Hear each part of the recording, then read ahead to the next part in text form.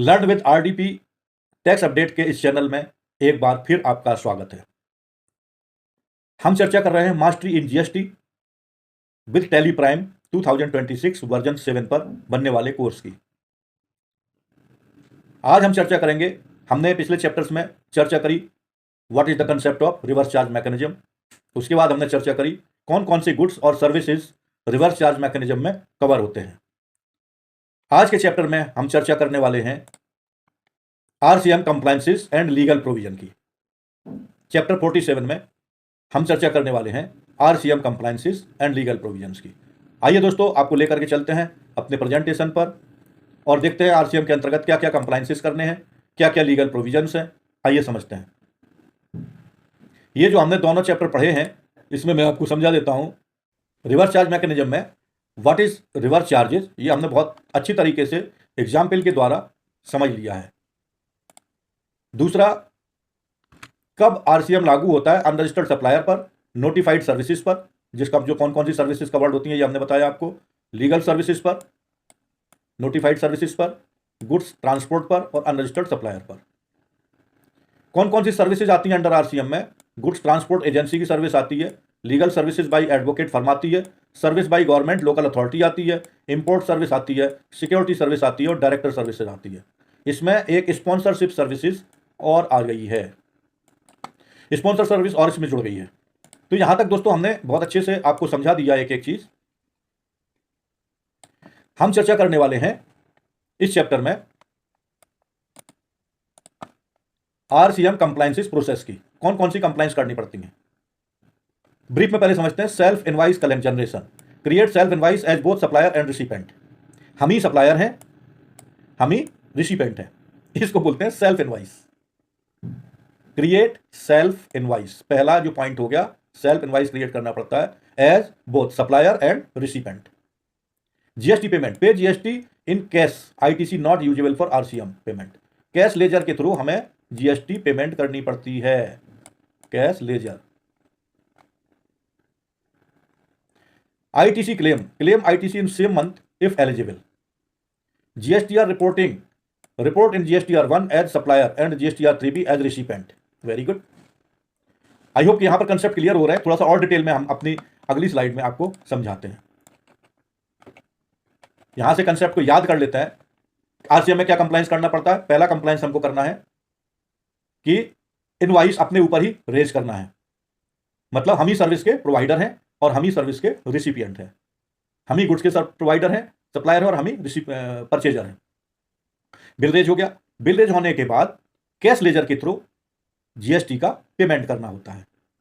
ITC मतलब credit ledger में जो हमारे पास आईटीसी अवेलेबल थी, इवन दो कैश लेजर में जो हमारे आईटीसी अवेलेबल थी, हम आरसीएम के उद्देश्य से उसे यूज नहीं कर सकते हैं।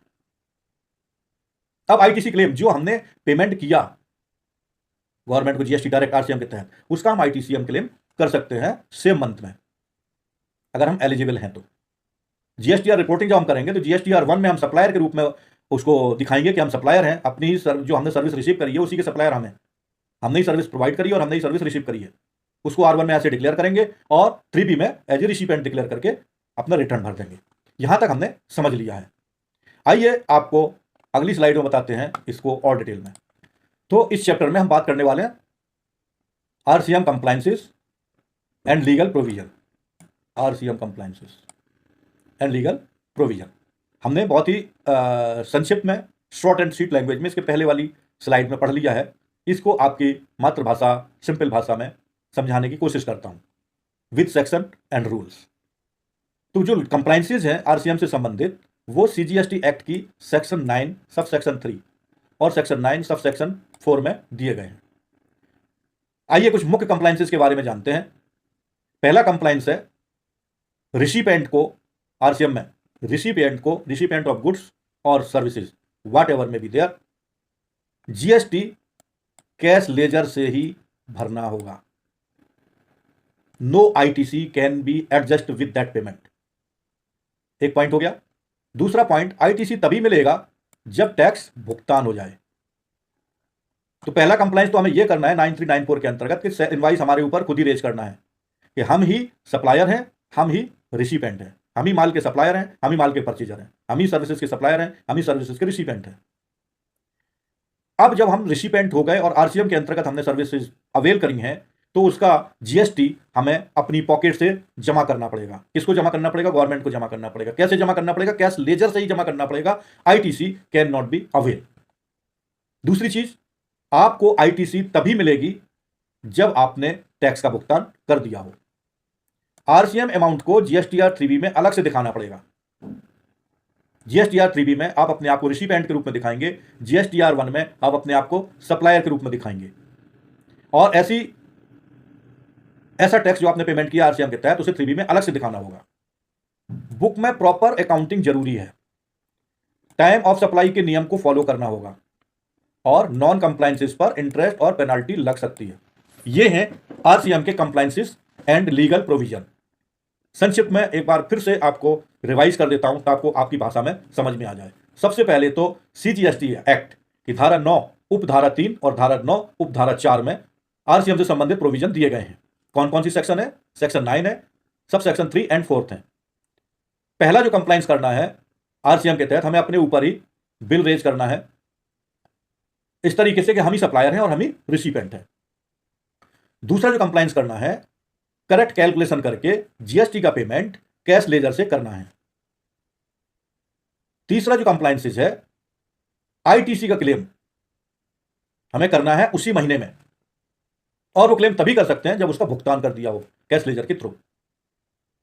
आरसीएम अकाउंट को जीएसटीआर 3B में अलग से दिखाना पड़ेगा। जब हम 3B भरेंगे, जब हम R1 भरेंगे तो अपने आप को सप्लायर के रूप में दिखाएंगे। जब हम 3B भरेंगे तो अपने आप को रिसिपेंट या परचेजर के रूप में दिखाएंगे। टाइम ऑफ सप्लाई के नियम को फॉलो करना होगा। अगर नॉन कंप्लायंस किया तो पेनाल्टी और इंटरेस्ट भी लग जाएगा। ये हैं RCM compliances and legal provisions. इनको याद कर लीजिए, नोट कर लीजिए। ये कहीं और नहीं मिलेगा, इसी वीडियो में मिलेगा। आज के चैप्टर में इतना ही, मिलते हैं अगले चैप्टर में। नमस्कार।